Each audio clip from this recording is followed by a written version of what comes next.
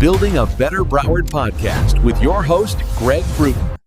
Hello, everyone, and welcome to another episode of Building a Better Broward with Greg Brewton and Associates, GBA. Today, we're going to have an episode where we're talking to some very important, in my view, community people who are from this community, Northwest Fort Lauderdale. Guys who I've grown to know and love through my association with them. Guys who are really dedicated to seeing a better Broward be built. And a lot of times we think about building a better Broward being buildings and bricks and mortar and things of that nature. But actually building a better Broward is actually associated with building individuals, seeing individuals who have put their hard work put in hard work to become successful in what they do. And with me today is Dale Saunders from Dale's Tires and Wheels and Barry Stroman from In and Out Barber. Nice to see you guys. Happy to have you. Good morning. Let's start off. We're going to be just real casual, real talk, and I just want to know from you guys, can we talk? Of course. I think you talk. Let's talk about your journeys. Let's talk about some of the things that you've been involved with. Dale, if we're going to start with you with Dale's Tires and Rims, located at 250 West Sunrise Boulevard, Fort Lauderdale, 33311. We've been there, started in 1990, this year making it 35 years, running strong.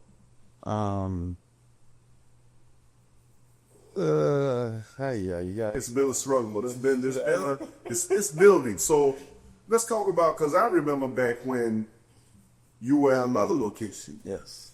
And you took that effort that you made, and I think it was on Broward Boulevard. And you built that to a point where you could now relocate to West Sunrise Boulevard with a much bigger, better facility, servicing people from all over the area. All over. I know I've been there, and I've seen people from Northeast Broward, Northwest Broward, Southeast Broward, Southwest Broward, Dane County, Palm Beach County, all over the South Florida area. You want to talk about how that got started? Well, basically, to me, it was just about taking care of people, serving the community, bringing better pricing,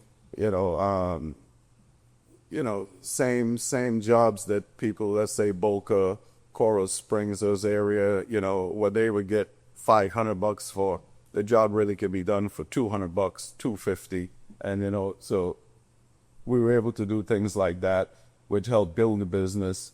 People trusted us. We took care of them. Just bringing better prices, better service, better, material to the community. What folks were thinking they couldn't afford, they could afford. You were just doing business with people that maximize, the job. So you took an opportunity and you said, and I didn't want to I don't want to put words in the mouth, but you pretty much said, something I could provide the same or better material and service to the people who I want to help and still do okay as a business, but not hit them across the head with a 100% bill that might impose a stress on their livelihood. 100%, yes. We started on Broward Boulevard.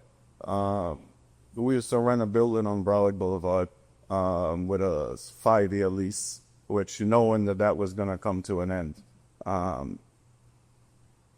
So my main position was to try to either buy the building or find a building that I could purchase and continue that I can't put out, or, things like that, which we did 6-7 years after starting, which we came up with the building on Sunrise, and which we own, and we have just promoted everything from there. And, just the whole thing was just about taking care of the community, taking care of the neighborhood that we're from, to grow up, went to school, things like that. And it just... And so when you say that, one of the things I want to make sure that everybody who's here or who's listening in understands We all are proud of the Panther. Big time. Yes, sir. Graduates, and so much talent we know. We'll get into that a little bit later, but so much talent we know has come out of Dillard High School. Not only, people think of Dillard on the large scale as being just simply an athletic opportunity that people who are good in football and basketball, things of that nature, would come to. And they were. And we all, participated in that. Oh, school in a tough neighborhood. School in a tough neighborhood, or you're destined to not make it. Had a really bad rep, and most of our professionals and everything came out of there Audible in this town. And I think that's overlooked sometimes. Yes. That there's more than, and we're very proud. I mean, I'm an ex-athlete from Dillard, and I was able to experience a bit of success in athletics. But there's so much more in our community that is needs to be mentioned. And Barry, I want to order you for a quick second. So let's talk about Barry. You started out as well, and your shop is located where? I'm now president of Barbershop on 6th Street, 1578 Northwest 6th Street. I've been there for 9 years now. And when I first came there, it was slow for me because wasn't nobody keeping it open. So my main goal was to be there on time, consistently. And doing that, I've grown to meet a lot of people. I appreciate doing what I'm doing. So by me being there consistently and punctual, I've grown to meet a lot of people, and my business has grown sufficiently. And that's from starting from nothing. Actually, you just had that vision to say, I'm going to go and do this, and you put in the time. And the word that you said that really, sticks in my mind is consistency. And let's talk about consistency in terms of in life in general. You know that in order to be successful, I've always said what you spend your most time doing, you're going to be good at. If you spend your time thinking of doing something negative, you're going to be a negative person. If you spend and devote your time and effort to doing something positive, whatever that might be, you're going to be successful in that. Being consistent is the main key to promotion. If you ain't consistently pushing something, it's not consistently being seen, consistently being received. So my main goal, when I went to the barbershop, first got there, I'm sitting on the porch. Everybody got customers. But I know what I can do, and I know my craft. So I'm just waiting on one customer just to come. And when one customer came, I cut his hair. The people that was sitting in there waiting on other barbers, you can get me? Nah, boom, boom, boom, boom. And every time, I'm new there. So somebody else would come. I'm sitting right there. I said, I get you need a cut. Yeah, they come. Once I cut their hair, now other people that were sitting there didn't know me. You cut me, you cut me. And from that point on, and my consistency, when you come there, the shop ain't open. I'm there. Before I got there, the shop wasn't open because this guy, he had another job. He had a job. This my sole thing. This my career. This my craft. This what I want to do. So I'm there. The shop open 10 o'clock. I'm there 9:30. Set up and ready to go. Yes. I'm early. Yeah, I'm on time being early. Set up everything, bathroom, clean this and that. But I want to be in position so if you come to the shop, you ain't going to ride by and say, damn, they ain't open. Damn. Right. People have to call, is the shop open? But with me, I get to the shop, 3 or 4 people sitting out there waiting on me. If you ride by sometime, look, you might see them sitting out there. They ain't just got tired and sitting there. They sitting there knowing I'm coming. The lady next door who on the clothing store, Greg, she say she saw a man out there. The man told me, he said, man, I was getting ready to leave, a new customer. And he said, a lady came to me and said, where you going? He'll be here in a minute. They'll open at 10, but he'll be here. And he said, man, you pulled right up. Yeah. And here it is. This was early. I'm talking about this was 16 and 17. Yeah. Here it is, 25. Don't miss a beat. There you go. And we'd all grew up at Fort Lauderdale. I want to touch one more quick thing on consistency. Like how Barry said about consistency. Like, people would question, why you still there, why you're 35 years later, you're there every morning, you're closing. But for 35 years, I open every day, close every day. I still do it today because I believe in consistency. Set the goal, be consistent, and work hard. And I think that's a big key to success. And which is what he just said is what I basically have done. As consistent as possible, open every single morning, do the same thing, and, you know, people are seeing you there every morning, 7:30, 8 o'clock, opening, cleaning, getting ready, you know, and it's a good look. And people like that. And that passion that you guys bring to the table, man, is critical then, being a positive example for others to follow. You know, that passion and that consistency, the more individuals in our community see that, and the more they want to see how they might be able to embrace that, the better off we can be at building a Better Broward. And I know Dale and you guys, you do a back to school event. You also do something. Let's talk about, I think it's 2 events you do a year at your facility. Barry's involved with that as well. Yes. You want to talk about those events? For the last 15 years, this was our 15th event. We do the back to school. One, we have a lot of kids in the community. You know, we go on summer break. They do nothing. They, you know, run around, do nothing all day, just waiting for school to reopen. What we try to do, we do a back to school event, which is a little more than a back to school event. We do like, it's a fun day for the kids. Yeah, we cook all day, you know, we cook all day for them. They drink as much as they want. We give all the school supplies. We have bounce houses, snow cone trucks, ice cream trucks. So we turn it into a fun day for them. Besides just getting the school supplies and leaving, they hang on the property all day. They enjoy. By the time they go home, they're tired. We also do a Thanksgiving where we cook on the lot, feed the homeless, the kids, whomever comes, we feed them. And we've been doing that probably 3 years now, which we're going to be doing it again this year. I enjoy giving back. I'm from the community, you know, and besides the back to school, this is something that happened last week. Like, there's kids that walk by the parking lot in the morning, in the afternoon, coming from school. You know, you have the little badass kids, and then you have, you know, the ones you could see really trying to do something. Yeah. There's this one particular kid, I'm going back probably 30 years. You know, every time he would walk by, he always had a basketball in his hand, his book bag on his back, and he wasn't really mixing with all of the I want to say the more wild ones. You know, I would stop and talk to him every day. You know, I'd make him bring his report card to me every time he get A's or whatever in the report card. I'd give him a little something, you know, make him feel good, things like that. 30 years later, this kid pulled up on me last week. Grown man, married, 2 kids, bought a house, good job, doing everything, which, you know, I felt really good about that. Really good about that. Yeah. And, you know, those are the things. This is just one of many that has came back to say, hey, Dale, how you doing? Thank you. There's many stories like that, but this one particular case stood out in my head because I remember him clearly, you know, Dale.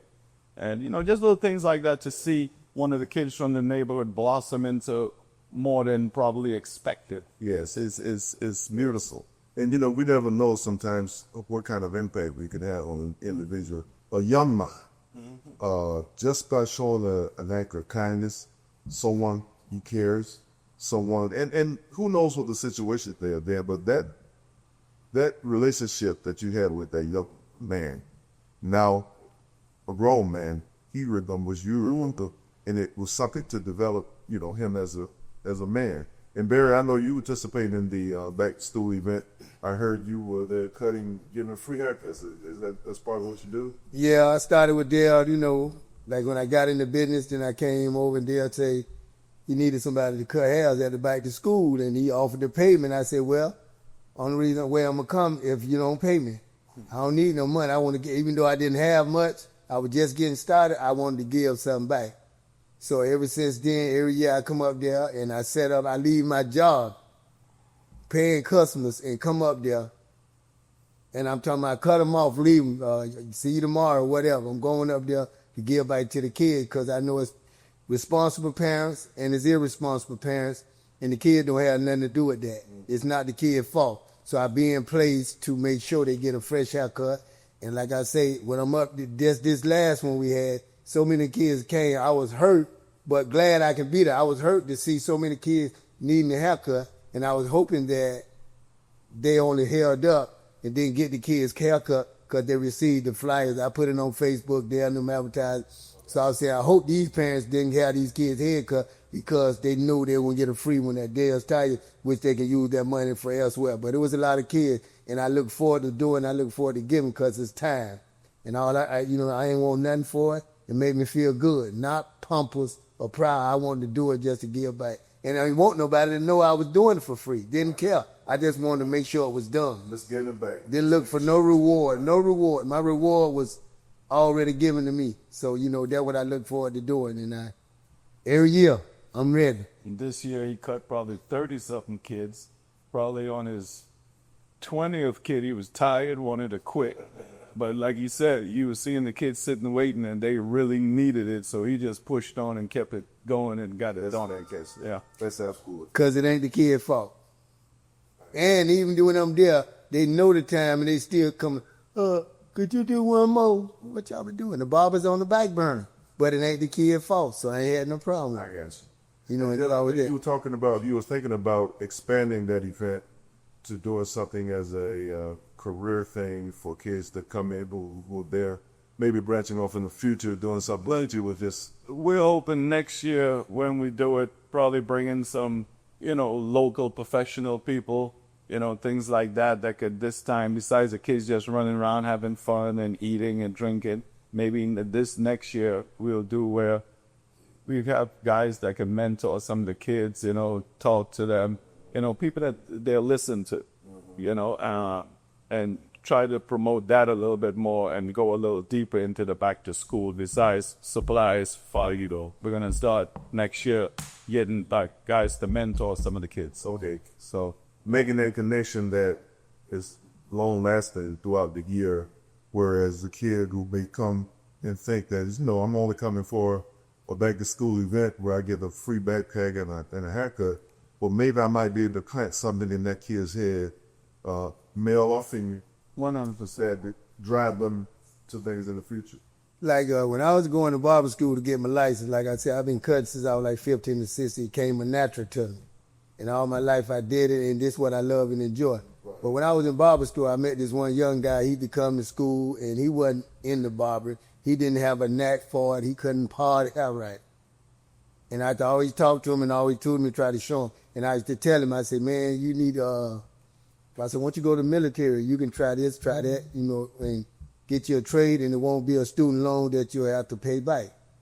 And he just said, I'm going to go to Job Corps. I'm going to do this. I said, man, you need to go to the military. Anyway, come to school. He wasn't that fortunate. When I bring him my lunch, I brought him a lunch. Yes. If I go buy something, I took him with me like a little brother. Mm-hmm. And this and that. I stayed on and stayed on. When he got out of school, he went to Job Corps. I said, man, Job Corps is baby to a military. Whatever branch you want to go in, you got school and everything. Eventually, I'm sitting up, I get a call. Barry.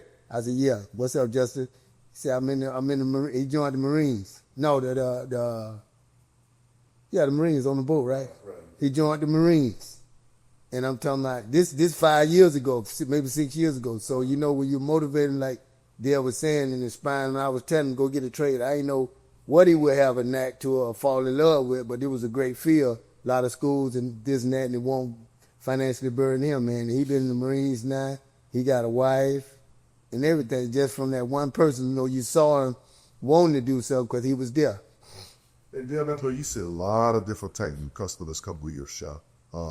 I've been there, and I'm always amazed, man, at their energy and your passion, because it's like being in a movie, because you see the guy, he comes to work, and he's not really standing there or sitting, behind the desk, directing, they're giving quotes on work to be done, pricing, but he's out there in the middle of the floor, he's out there in the middle of a guy doing a tire change, making sure things, this is like a constant energy, man. You lead by example. You lead by example. I don't expect nobody to do anything for me that I won't do myself. And, I just push it like that. So when I ask you to do something, I can get down and do it the same way. So I expect the same thing from you. So. And one of the things there, I want to expand, I want you to expand on this, and I've noticed this, you don't like to take a lot of credit for, but you try to make sure that you employ people from the neighborhood. You try to opportunities that I don't know if some of these guys would even have a job. And some of the stuff that you put up with, I know this. Tolerate. Do you tolerate just to make sure that you help this young brother out or whatever, to have a job, and the importance of them being responsible? Well, one, back in the days, we used to hire people from work release programs and all of those kind of things. I have a passion for people that could be deprived, underprivileged, or, a lot of the guys in the neighborhood, been in trouble, things like that, can't get jobs, but it doesn't mean they're bad people. So I would definitely, as long as you're willing to work, I'll teach you the trade. I've showed many guys in the last 35 years. We have quite a few guys working in major dealerships, managing big shops, and it all started right on Sunrise. They learned everything they know right on Sunrise. Let's do. And what I also want to say is, a lot of us either not going to go to college or don't have the opportunity to go to college doesn't mean it's the end. I think we live in Florida, vocational trades, whether it's automotive, air conditioning. You live in hot Florida, you got auto, AC, residential. It's a lot of good trades that you could do where you could own your own companies, do your own jobs, make your own money, or determine how much or how little you make. And, I think a trade is as good. We talk about this. It was about 35 years ago. I was involved with a group that we started the Broward chapter of the 100 Black Men.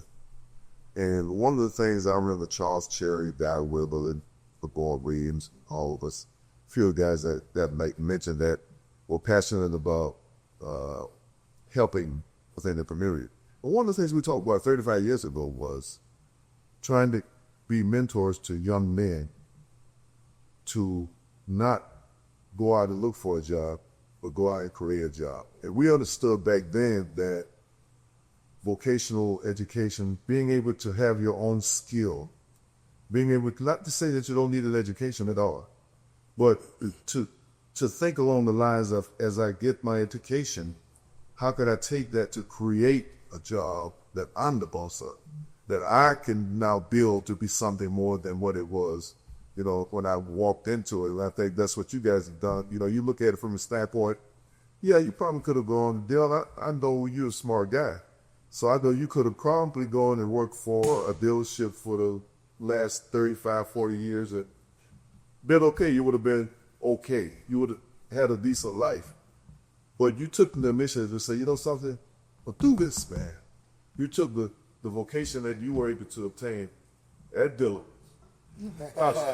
And you made that into something big. Not only do you have your retail portion of your business, you also have a wholesale where you distribute out to all over the country. We represent outside of the country as well. Recently, in the last 6 months, we created a wholesale division of new and used tires. We're located 1919 Northwest 19th Street, Fort Lauderdale, 33311. It's called Quality Wholesale New and Used Tires, which we actually wholesale to all the local tire dealers, and we do a big shipping to the Caribbean, container loads, a lot of Bahamas, Dominican Republic, Haiti, ship a few more, where we're importing the tires from Europe and places like that, and packaging, loading, and shipping out. And that's it. That's cool, man. Talee, you think about where you started, man. That's been a highlight for me. 30-something years ago is something I wanted to do because I figured it was the level up from what I've always done. Mm-hmm. And 6 months ago, finally broke through it, and we're doing it today. To have your fingerprints, not only in Broward County, but all over the country, all in foreign countries, that's huge, brother. And I think that's something that you want us to be proud of, man. That's huge. What you guys are doing there. Well, let's talk a little bit about our journey. Starting out as kids in Broward County and seeing how it has changed from when we were young. You're a little younger than you guys are a little younger than me. I'm kind of the old guy. I remember back when there was the separation between the east side of Fort Lauderdale and the west side of Fort Lauderdale.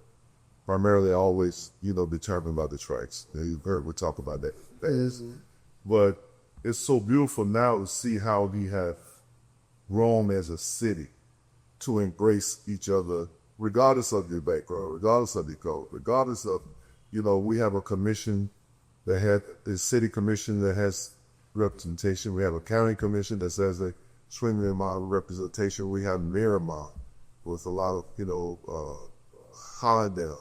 We have all over Broward County political leaders that look like us and who came primarily from the same background that we came from. We need to understand that if you work hard at anything, you can accomplish whatever we want to accomplish in life.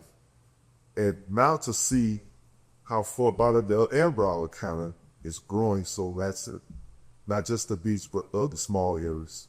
Can you guys kind of relate to any of that growth in terms of what you see? I think there's more opportunities today than, let's say, early 80s, late 70s. I see a little more opportunities today if you want to take advantage of it. There's improvement. How can I say this?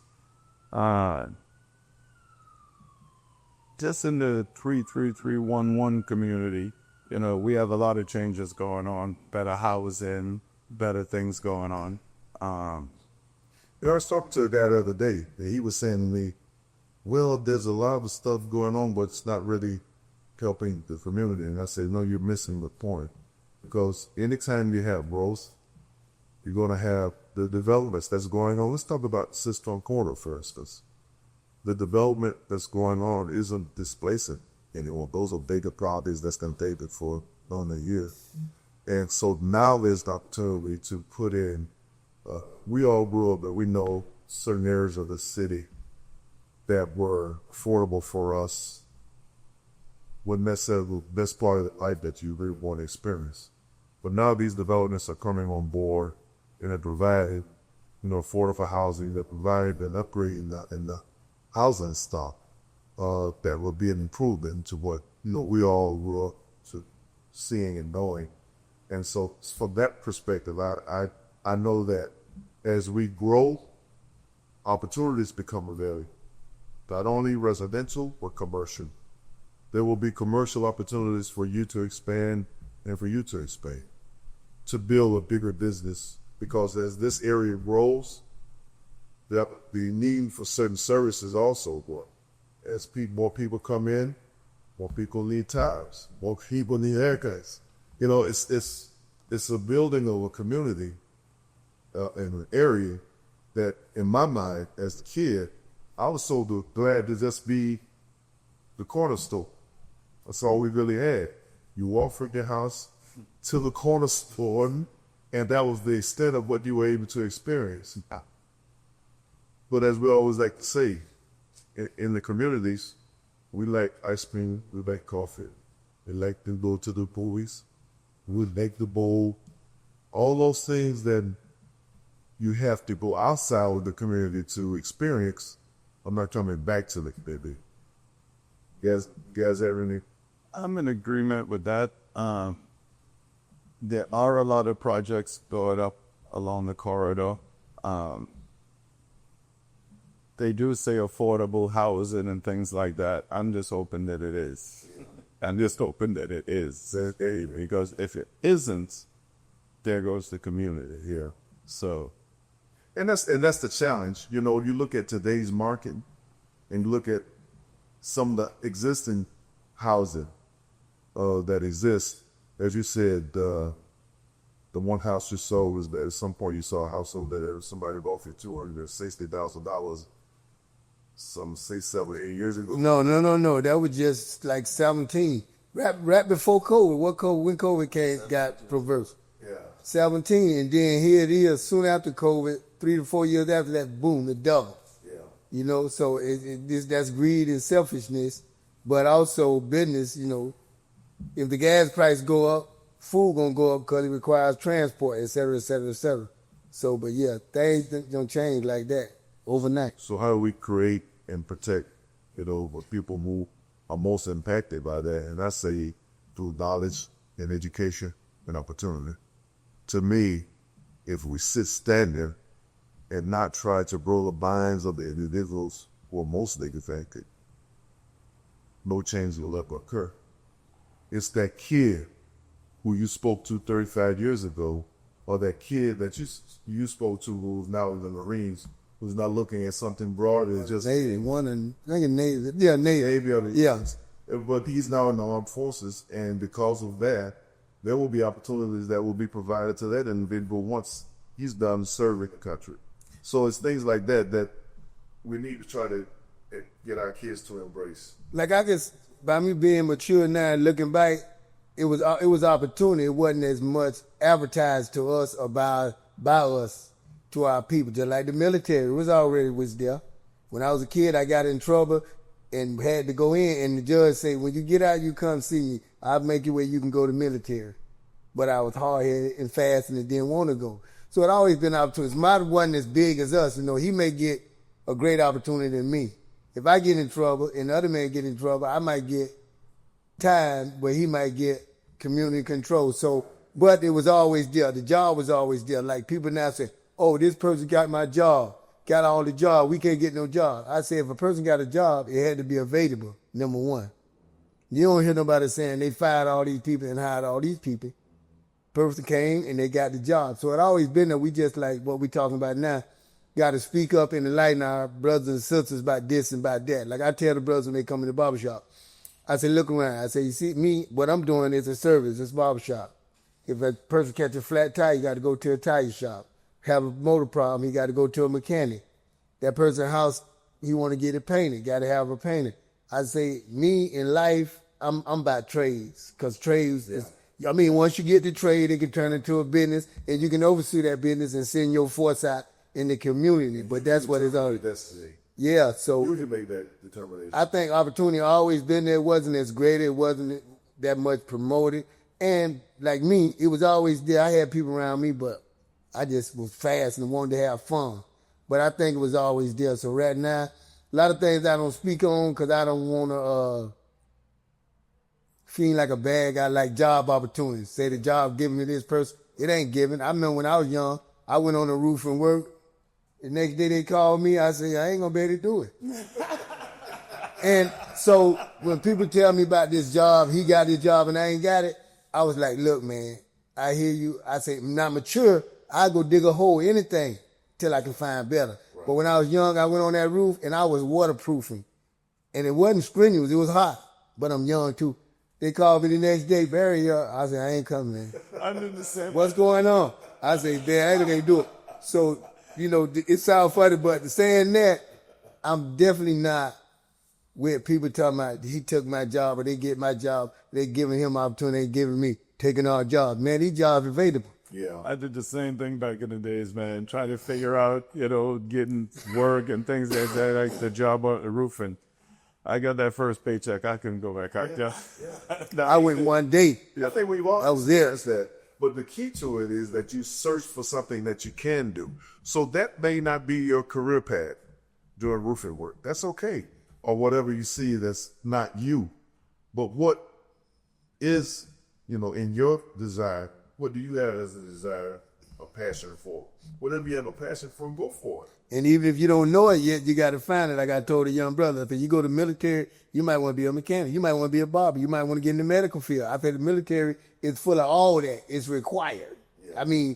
It's got to have that available. If you in the military, you get sick, you got to have somewhere to go. Yeah. If a machine break down, somebody got to fix it. Right. And they doing all this is in that one, well, not one, but in all that's in there. Every branch of military you go in, it's got all these trades. So I would tell them, you go in there, you're going to find what you like, what you good at. It might just be a supervisor, a director, engineer, whatever. But Greg, also I'll throw this in there.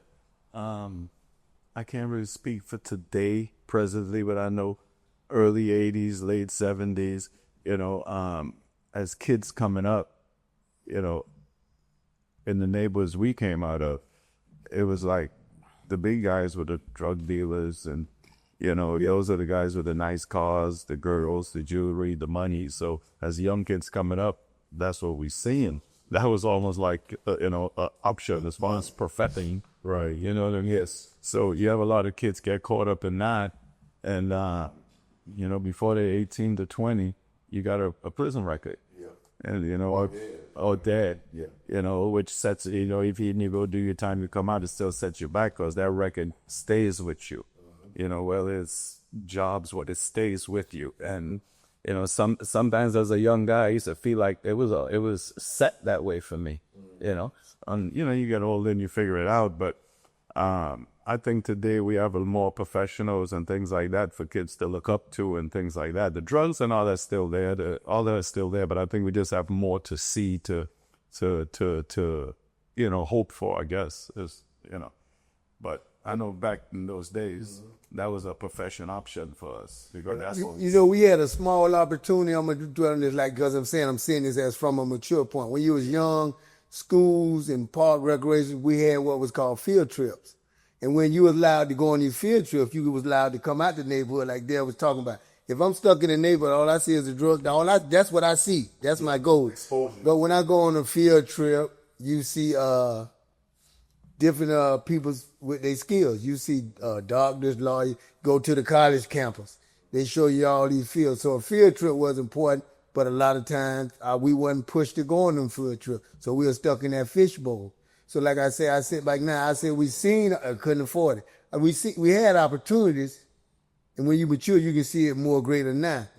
And it's more greater now, really. But also back then we had opportunities, you had to be a lucky person where some teacher, somebody say, come on, I'm going to get you over here. Or somebody take you on their way and invite you to their house. Now you see these better things, nicer cars, nicer house and this and that. But it wasn't that broad for people to get into it. So when you get mature now, I can look back and I can see all these opportunities that didn't catch my eye like the drug dealer or the big timer did, So it's a lot of opportunities now, and that's what we got to do, promote it and share it. Like me, I'm a barber, and I love it.